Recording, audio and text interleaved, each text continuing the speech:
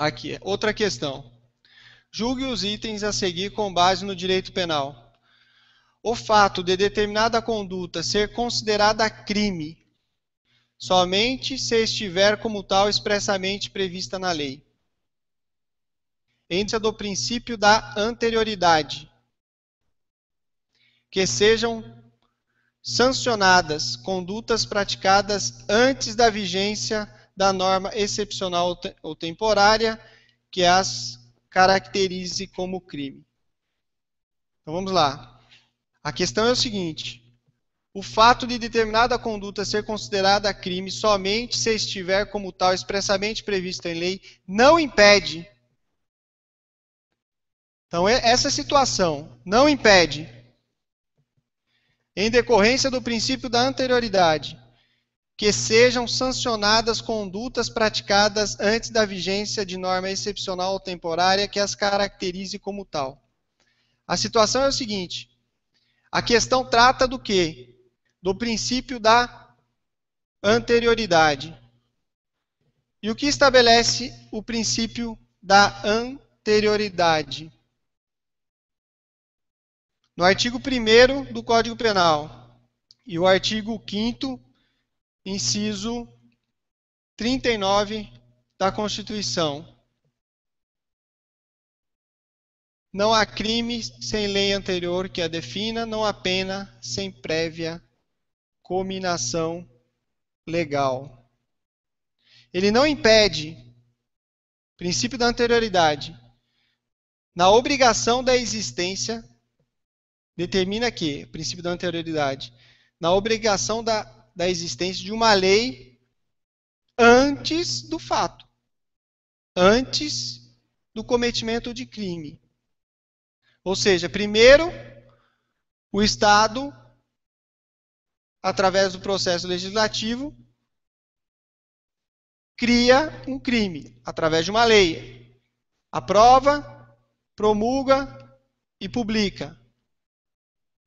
Entrou em vigor essa lei. A partir desse momento,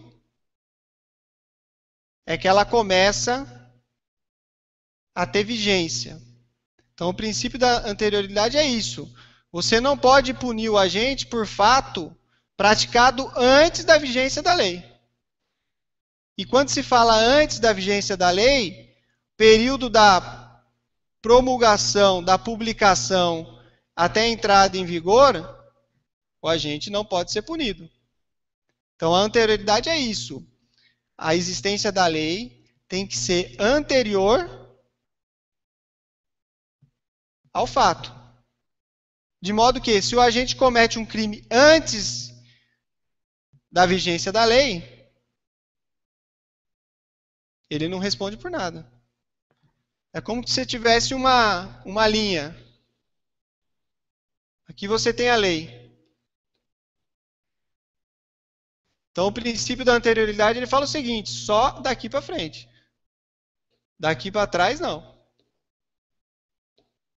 A lei foi publicada aqui. Publicada. Aqui. Aqui ela foi promulgada. Promulgação vem antes. Promulgada, publicada, período que a gente chama vacatio legis. Entrou em vigor. Entrou em vigor a lei. E isso também, meus senhores, para alteração de lei. Qualquer alteração de lei que imponha uma condição mais gravosa ao agente, ao réu, ela só vai valer depois da entrada em vigor. E a situação é o seguinte: e se ela for benéfica? Ela retroage? Aí sim. A lei benéfica, aí está a exceção. A exceção está aí. Se a lei for benéfica, ela retroage? Aí ela retroage. Todos os casos? Não. Quais os casos que ela não retroage? Aqui, ó. Norma excepcional temporária. Então, nos casos de norma excepcional temporária, a lei, ainda que benéfica posteriormente, não vai retroagir. A lei vai ser aplicada no tempo em que foi cometido o crime. Por exemplo, uma lei excepcional temporária foi criada num período. Então, o período de vigência da lei excepcional temporária é esse. Essa lei excepcional temporária, senhores, ela vai ter o que a gente chama de ultratividade.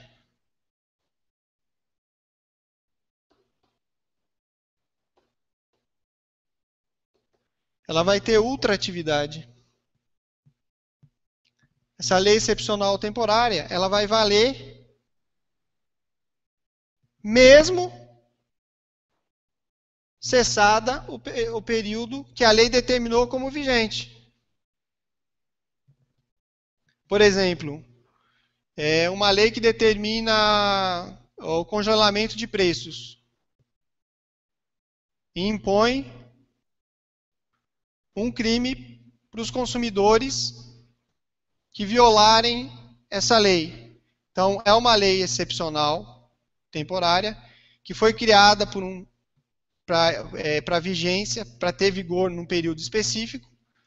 Então, essa lei terminou a vigência dela. Ela deixa de ser aplicada? Não, ela tem ultratividade. Então, a gente vai responder, ainda que cessada a vigência. Veio outra lei aqui, ó. Outra lei. Que estabeleceu outra condição. Ela retroage, porque essa segunda lei aqui, ó, é mais benéfica? Ela retroage? Se for lei excepcional temporária, não. Por quê, senhores? Porque na lei excepcional e temporária, estabelece o princípio do tempus regit actum. Tempus regit actum. Então, senhores, a situação nossa em análise é a seguinte. A afirmação, o fato de determinada conduta ser considerada crime somente se estiver como tal expressamente prevista em lei, não impede, em decorrência do princípio da anterioridade, que sejam sancionadas condutas praticadas antes da vigência da norma excepcional ou temporária, que as caracteriza como crime. Não impede, em decorrência do princípio da anterioridade, ou seja, a vigência da lei a partir do momento da sua publicação, que sejam sancionadas condutas antes da vigência da lei excepcional ou temporária. Não, senhores. A lei excepcional ou temporária vai ter vigência no período que for determinado.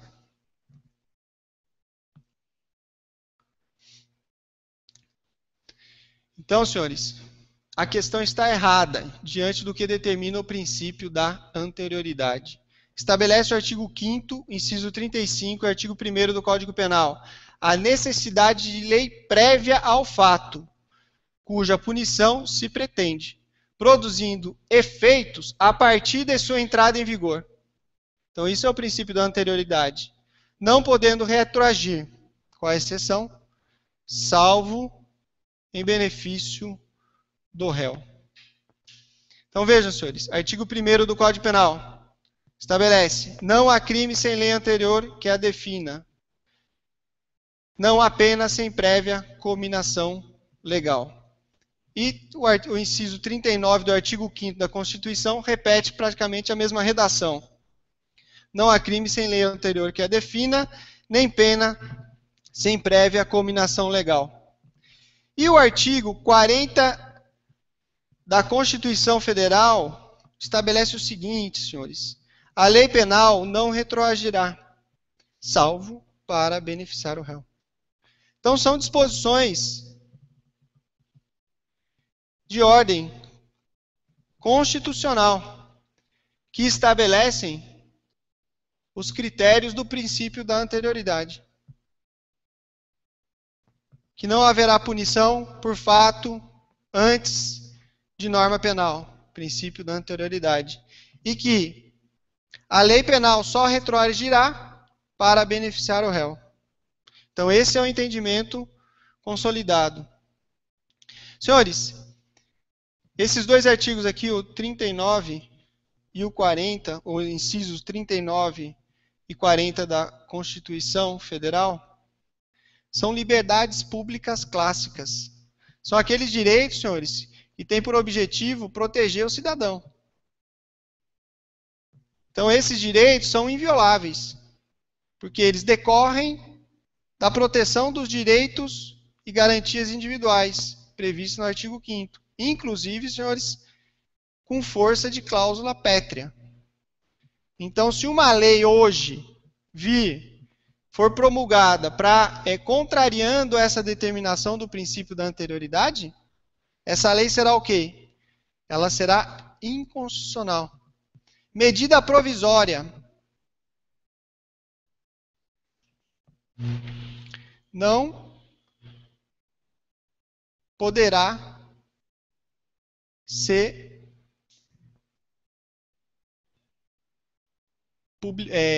promulgada pelo Poder Executivo. Por quê? Porque existe uma vedação na Constituição de que fala medida provisória não pode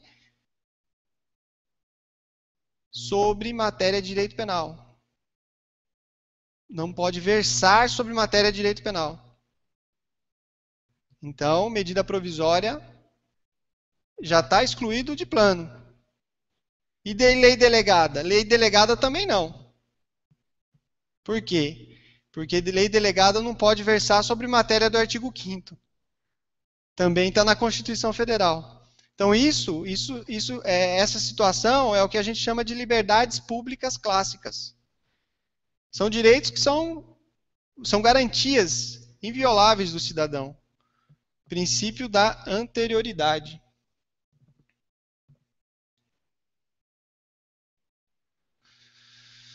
Então, aqui eu faço uma observação, que é a própria aplicação da lei no período da vacatio legis, ao qual a lei só será aplicável a fatos praticados depois de sua entrada em vigor. Aí, para esclarecer em relação à lei excepcional e temporária, também nós temos o artigo 3º do Código Penal. E o artigo 3º do Código Penal, que prevê a lei excepcional e temporária. Veja, senhores, quando a gente fala de direito penal, não adianta, é estudo da lei. E a doutrina estabelece os critérios, os entendimentos, e a jurisprudência aplica tudo isso. Seguindo a doutrina, seguindo o que determina a lei. Quando a lei não esclarece, a doutrina vem e estabelece os critérios. E a jurisprudência decide qual o melhor critério naquele caso concreto. Então, a lei excepcional ou temporária, artigo 3º do Código Penal. Ela diz o seguinte: a lei excepcional ou temporária, embora decorrido o período de sua duração ou cessadas as circunstâncias que as determinaram, aplica-se ao fato praticado durante a sua vigência. Então, a lei excepcional temporária, embora decorrido o período de sua duração ou cessadas as circunstâncias que a determinaram, aplica-se aos fatos praticados durante a sua vigência. Então, independentemente de cessar a vigência, a lei excepcional ou temporária tem aplicabilidade. Aí eu trouxe o princípio da legalidade, que também nada mais é do que a própria aplicação, um desdobramento da aplicação do princípio da anterioridade. O princípio é nulo criminum poena sed lege, certa, prévia, escrita. Até mais. Então, o princípio diz o seguinte: não há crime. Se não há crime, não pode haver pena. sem lei que eu defina. Então, a lei que vai definir o que é crime. Aqui nós temos o quê? Princípio da reserva legal. Senhores, só a lei pode definir o que é crime. Só a lei. Lei em sentido amplo, tirado a exceção que eu disse de medida provisória e lei delegada, lei ordinária pode criar crime. Lei complementar pode criar crime. Emenda constitucional pode criar crime. Então são essas hipóteses. Certa, o legislador deve determinar de forma precisa, ainda que mínima, o conteúdo do tipo penal. Então, o legislador, ele deve determinar de forma precisa, ainda que mínima, o conteúdo do tipo penal. Ainda que mínima, o conteúdo do tipo penal. Então, a lei penal, senhores, ela não precisa prever todas, esgotar todo o conteúdo da descrição dos fatos. Ela tem que prever um mínimo de conduta. E aí, a partir daí, o agente vai ser responsabilizado. Por exemplo, no crime do artigo 33 da Lei de Drogas, quando fala portar, trazer consigo, vender substância entorpecente. Então, o tipo penal não estabelece de forma precisa o que seria a substância entorpecente. Então, é isso que está dizendo aqui. Que o legislador deve determinar de forma precisa, ainda que mínima, o conteúdo do tipo penal, que dá sanção penal a ser aplicada. Então, nesse caso, ele estabeleceu algumas condutas e preveu a responsabilidade do agente pelo cometimento do crime de venda de entorpecente. E o conceito de entorpecente, aí o governo, o poder executivo, através da Anvisa, vai estabelecer quais são as substâncias tidas como entorpecentes, para completar o tipo penal. Então, aí é o que nós chamamos de norma penal em branco. Nesse caso, ela vai ser heterogênea, porque é um decreto do Poder Executivo que vai estabelecer, através de uma portaria de um órgão do governo federal, quais são as substâncias entorpecentes.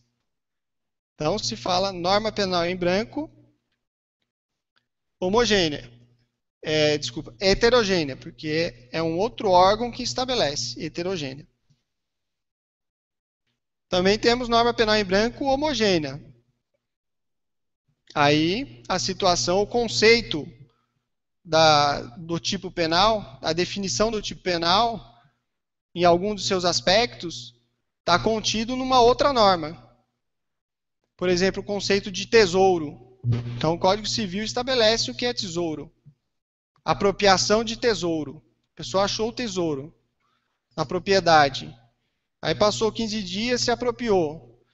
Essa é uma conduta típica.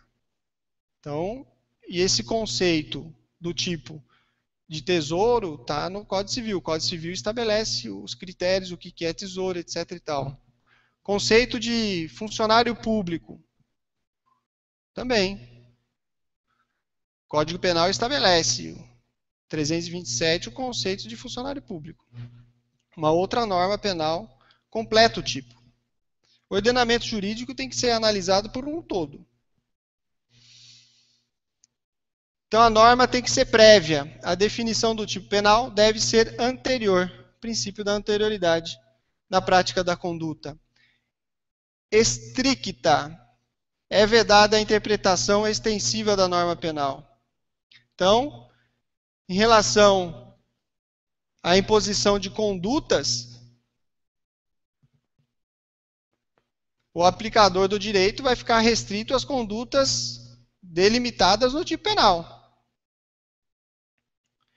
Por exemplo, furtar, subtrair, os verbos, núcleos do tipo. O núcleo do tipo tem que estar bem descrito no tipo penal.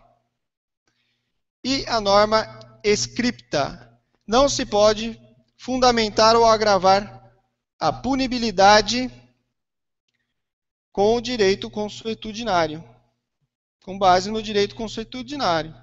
Ou seja, é o princípio da legalidade.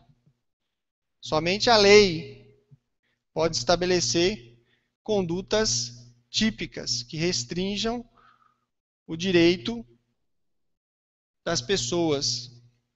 Então, esse é o princípio da legalidade. Outra questão, senhores, diz respeito ao Estatuto do Desarmamento. Julgue os seguintes itens. A Lei 10.826, de 2003, prevê o Estatuto do Desarmamento. Responderá pelo delito de omissão de cautela o proprietário ou o diretor responsável de empresa de segurança e transporte de valores, que deixar de registrar ocorrência policial e de comunicar à Polícia Federal, nas primeiras 24 horas depois de ocorrido o fato, a perda de munição que esteja sob sua guarda. Então vejam, senhores, aqui eu gostaria de fazer algumas considerações. Quando todos esses conceitos de tipo penal, responsabilidade, de antijuridicidade, de culpabilidade, eles vão ser bem detalhados no curso que a gente está promovendo. A aula hoje seria mais para apresentar alguns questionamentos e traçar um foco de estudo das matérias mais importantes para o candidato. Então, veja, nós tratamos hoje de conflito aparente de normas, lei penal no espaço e vários conceitos de concurso de pessoas. Então, são os temas previstos no edital com maior incidência no concurso de agente da Polícia Federal. E um desses temas é o Estatuto do Desarmamento.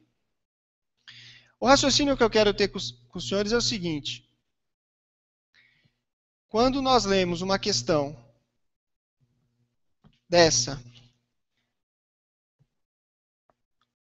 o examinador está descrevendo qual situação? Ele está descrevendo uma situação fática. Primeiro ele fala, responde pelo delito de omissão de cautela. Ou seja, ele está determinando o que nós chamamos de tipo penal. O que seria o tipo penal? Tipo penal é a descrição abstrata de uma conduta. Então nós temos a descrição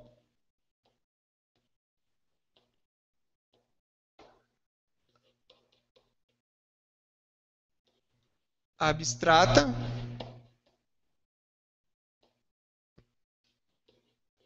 de uma conduta.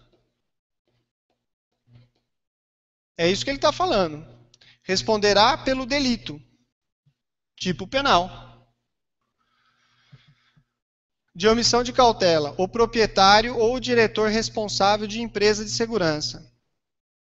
Então, responde por omissão o proprietário ou o diretor de empresa de segurança e transporte de valores, que deixar de registrar a ocorrência. Então, qual que é o núcleo do tipo? Núcleo do tipo, senhores,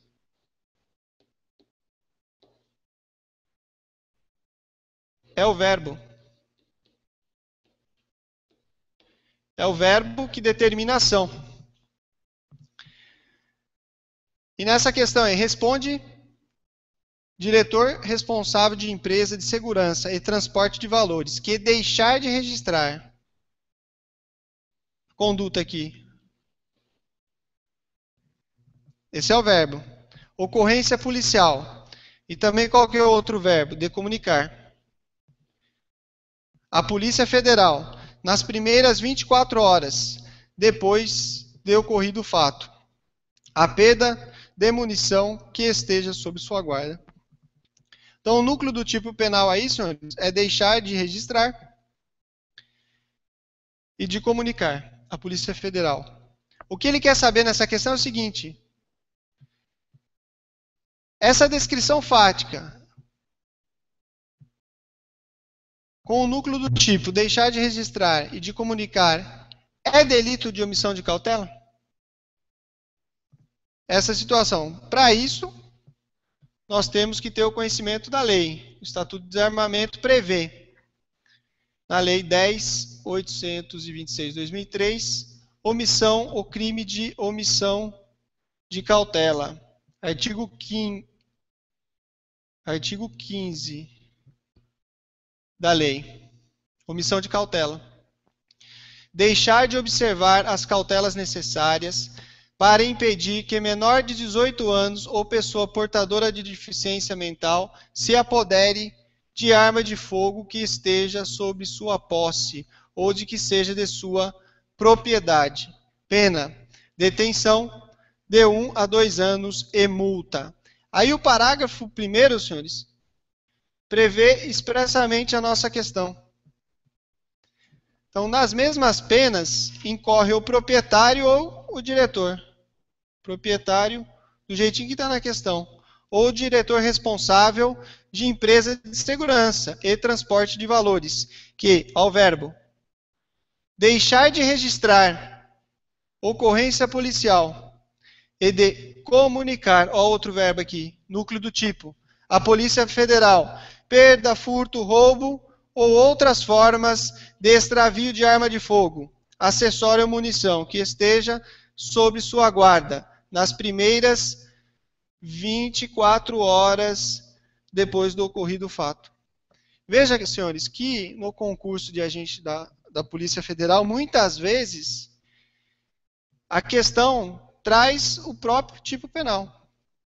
A dificuldade, nesses casos, é conseguir memorizar todos os tipos penais. Então, por isso que é importante, nesse tipo de concurso, dar uma atenção especial ao estudo das leis, estudando os tipos penais.